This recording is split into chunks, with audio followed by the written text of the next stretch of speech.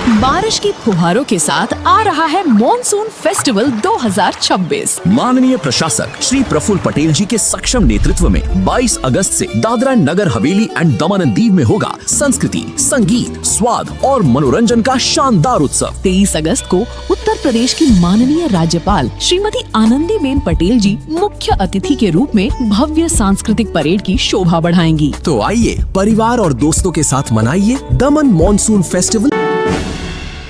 દમણના દરિયા કિનારે દશામાની ખંડિત મૂર્તિઓ રઝળતી જોવા મળી, પર્યાવરણ સહિત શ્રદ્ધાળુઓની આસ્થાને ભારે ઠેસ।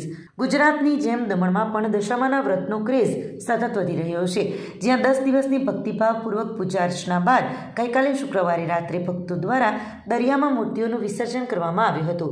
પરંતુ આજે વહેલી સવારે દશામાની ખંડિત મૂર્તિઓ અને પૂજાપાઠની સામગ્રી દરિયા કિનારે તણાઈ આવતા ઠેર ઠેર મૂર્તિઓની દયનીય સ્થિતિ જોવા મળી રહી છે, જેનાથી સંખ્યાબંધ શ્રદ્ધાળુઓની ધાર્મિક લાગણીને ભારે ઠેસ પહોંચી છે। સવાર સાંજ આરતી અને નૈવેદ્ય બાદ અંતિમ દિવસે ઢોલ નગારા સાથે વિસર્જન કરવાની પ્રથા વચ્ચે જ જળ પ્રદૂષણ અટકાવવા ઇકો ફ્રેન્ડલી પ્રતિમાનો કન્સેપ્ટ પ્રચલિત હોવા છતાં હજુ પણ ઘણા લોકો પીઓપીની પ્રતિમાઓ ઘરમાં સ્થાપિત કરે છે। આ પીઓપીની મૂર્તિઓ પાણીમાં ઓગળતી ન હોવાથી તેને ખંડિત સ્વરૂપે કચરાપેટીમાં નાખવી પડે છે અથવા તો દરિયા કિનારે ક્ષત વિક્ષત હાલતમાં રઝળતી જોવા મળે છે। સરકાર અને વિવિધ સંસ્થાઓ દ્વારા માટીની કે ઇકો ફ્રેન્ડલી મૂર્તિઓના ઉપયોગ માટે અનેક અભિયાનો ચલાવવામાં આવતા હોવા છતાં પ્રતિબંધિત પીઓપીની મૂર્તિઓનું ચલણ હજુ ઘટ્યું નથી, જે પર્યાવરણ અને દરિયાઈ જીવસૃષ્ટિની સુરક્ષા માટે મોટી ચિંતાનો વિષય બની ગયો છે।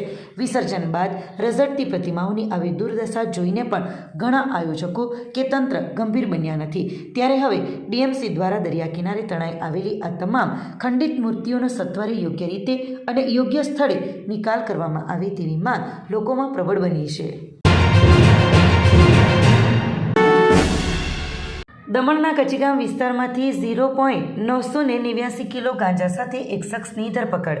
દમણ પોલીસ દ્વારા નશામુક્તિ અભિયાન હેઠળ ડ્રગ્સના દૂષણ પર કડક કાર્યવાહી કરવામાં આવી રહી છે, ત્યારે ગત રાત્રે કચીગામ પોલીસ સ્ટેશનના એસએચઓ પીએસઆઈ અનિલકુમાર ટીકે તેમના સ્ટાફ સાથે પેટ્રોલિંગમાં હતા, ત્યારે કચીગામના ડુંગરી ફળિયા ખાતેથી એક શખ્સ સફેદ પ્લાસ્ટિકની થેલી સાથે શંકાસ્પદ હાલતમાં મળી આવ્યો હતો। પોલીસને જોઈને તેણે ભાગવાનો પ્રયાસ કરતા પોલીસે તેને કોર્ડન કરીને ઝડપી લીધો હતો અને થેલીની તલાશી લેતા અંદરથી 0.989 કિલો ગાંજો મળી આવ્યો હતો। આરોપીની કડક પૂછપરછ દરમિયાન તેણે પોતાનું નામ રવિકુમાર પટેલ, ઉંમર વર્ષ 22, મૂળ મધ્યપ્રદેશનું અને હાલ કચીગામ ડુંગરી ફળિયા આંબાવાડી વિસ્તારમાં સંજયભાઈ પટેલની 4 રૂમ નંબર 1 ખાતે રહેતો હોવાનું જણાવ્યું હતું। પોલીસે એનડીપીએસ એક્ટ હેઠળ ગુનો દાખલ કરી ગાંજાના જથ્થા સાથે આરોપીને દમણ કોર્ટમાં રજૂ કરતા કોર્ટે આરોપીના 25 ઓગસ્ટ સુધીના રિમાન્ડ મંજૂર કર્યા છે। હાલમાં પોલીસ અન્ય સહ આરોપીઓ અને આ ગાંજો ક્યાંથી લાવવામાં આવ્યો હતો તે દિશામાં સઘન તપાસ કરી રહી છે। આ ઉપરાંત પોલીસે અપીલ કરી છે કે જો કોઈને દમણમાં ગાંજા કે અન્ય ડ્રગ્સની ખરીદી અથવા વેચાણ અંગે કોઈપણ પ્રકારની માહિતી મળે તો તેઓ તાત્કાલિક 112 નંબર પર જાણ કરી માહિતી આપનારની ઓળખ સંપૂર્ણપણે ગુપ્ત રાખવામાં આવશે। ભીલાડ પોલીસની જંબુરી ચેકપોસ્ટ પર મોટી કાર્યવાહી। દમણથી આવતા આઈસર ટેમ્પોમાંથી ગાંજાના જથ્થા સાથે એક ઝડપાયો। ભીલાડ પોલીસ દ્વારા જંબુરી ચેકપોસ્ટ પાસે જાહેર રોડ પર વાહન ચેકિંગ હાથ ધરવામાં આવ્યું હતું।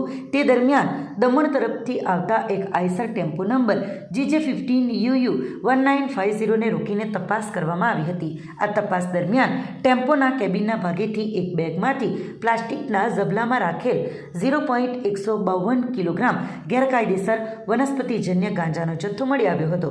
પોલીસે ટેમ્પો ચાલક રાજેશ કુમાર વિદ્યાધરસિંહ, ઉંમર વર્ષ 38, રહેવાસી બહેરવારી, પોસ્ટ સુઈયા, થાના સુઈયા, જિલ્લો બાંકા, બિહારને ઝડપી પાડ્યો છે।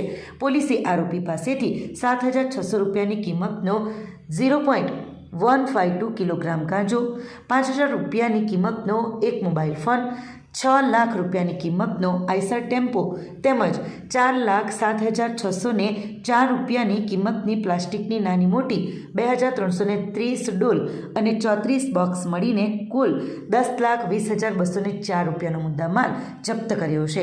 જ્યારે ગાંજો આપનાર શીલધર પંડિત રહેવાસી સુઈયા માર્કેટ બજરંગબલી ચોક પાસે ગ્રામીણ બેંકની નીચે જિલ્લો બાંકા બિહારને વોન્ટેડ જાહેર કરી બંને વિરુદ્ધ ભિલાડ પોલીસ સ્ટેશનમાં NDPS એક્ટ હેઠળ ગુનો નોંધીને આગળની કાયદેસરની કાર્યવાહી હાથ ધરવામાં આવ્યું છે.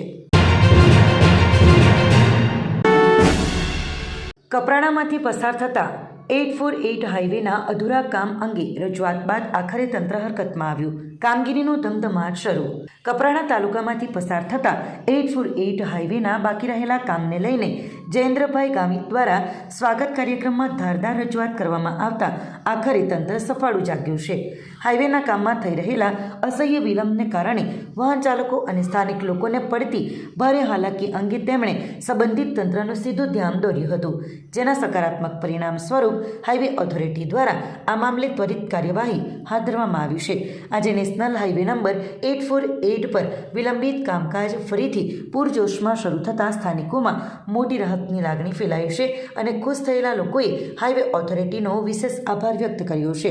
લાંબા સમયથી સતાબતી આ જટિલ સમસ્યાને ધ્યાનમાં લઈને કરાયેલી રજૂઆત બાદ હવે નક્કર કામગીરી શરૂ થતાં લોકોને તેનો સીધો અને ઝડપી લાભ મળશે.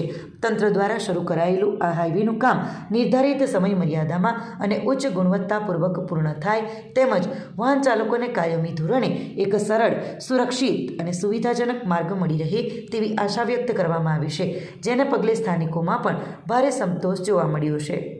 ખૂબ જ વરસાદના કારણે આ નેશનલ હાઈવે 848 ખૂબ જ ખરાબ હતો, જેના કારણે તમામ દર્દીઓને, શાળાએ જતા વિદ્યાર્થીઓને, રોજ કામ કરવા જતા તમામ લોકોને ખૂબ જ તકલીફ, મુશ્કેલી પડી રહેલ હતી.